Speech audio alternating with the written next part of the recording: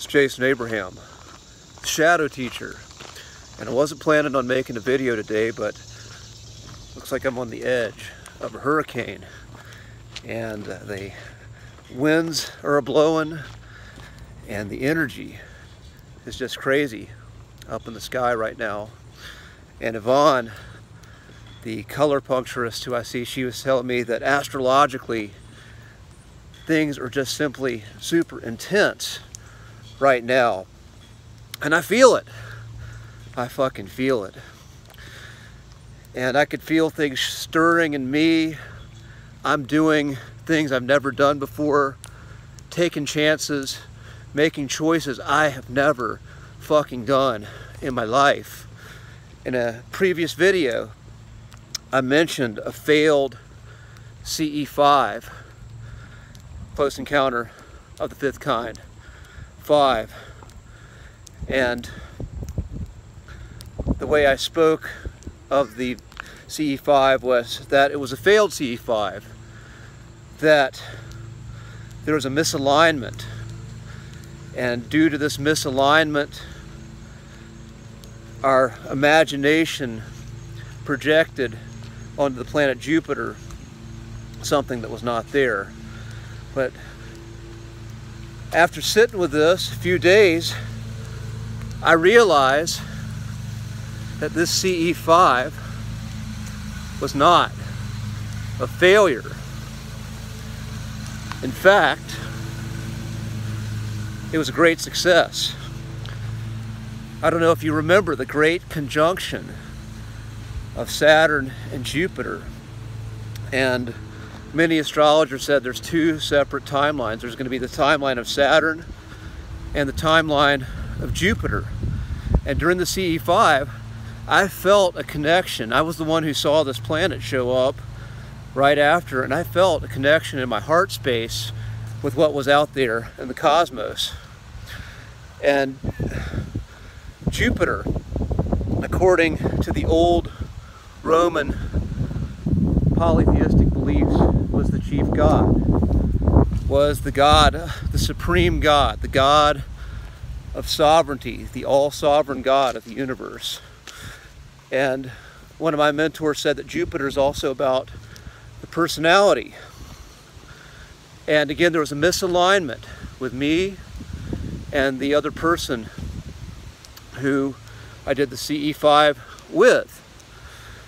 And at the end of the evening, I did something I never would have. I put my needs, I put what my soul needed, the self-respect of Jason Abraham, above someone else. And all my life I've been taught to always put others' needs above my own.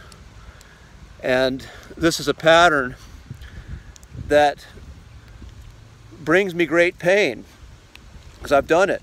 If I made a promise, if I was needed, I would show up and say yes and help that person in need as they needed me. And I was in a relationship dynamic where this was the case, and my soul was not getting honored. And this is not the other person's fault. They didn't do anything wrong. They were honoring what they felt their soul wanted, but I was in a situation where I was either, if I was going to stay on, I was either going to put my dreams and my needs on the side and put theirs above mine,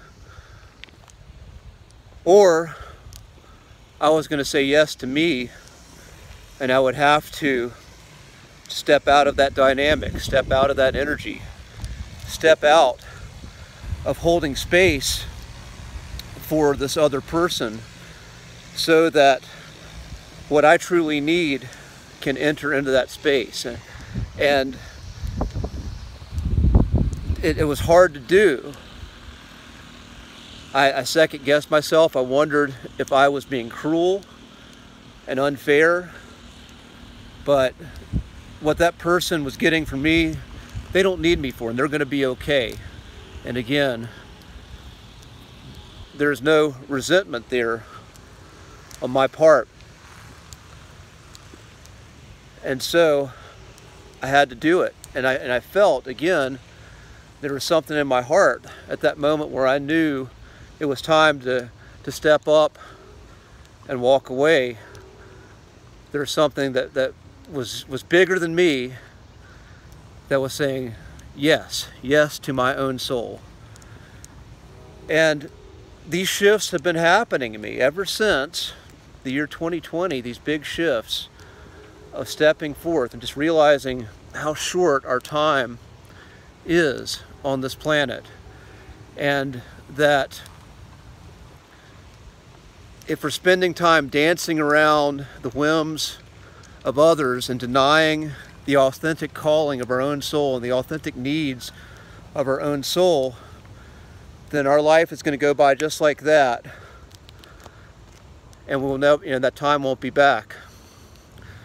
And it was scary because, again, as I held space for this person, like, the connection there is going to be gone. I step into the darkness, and I step into the abyss, and I step into that uncertainty and that scary place, and without looking back and not knowing what's going to come out, literally like a leap of faith of letting go and then stepping out into the abyss and believing what's really meant for me is going to meet me there at some point. And so I'm still in that abyss. I'm walking in that abyss right now, even though the sun just came out. I mean, this is how fucking crazy the energy is. Like with these storms, you're going to have rain a second, and then the sun's going to come out and shine on you. And that's just sort of how emotions are too, you know. One minute you're sad, one minute you can be happy and joyful and all over the fucking place. That being said, be well, my friends. Know your heart. You only know what you need by spending time with yourselves and reflecting and genuinely going into the darkness that is in your own heart and asking what it's calling you to do and be. That being said, I'm saying yes to that calling, and I will see you on the other side.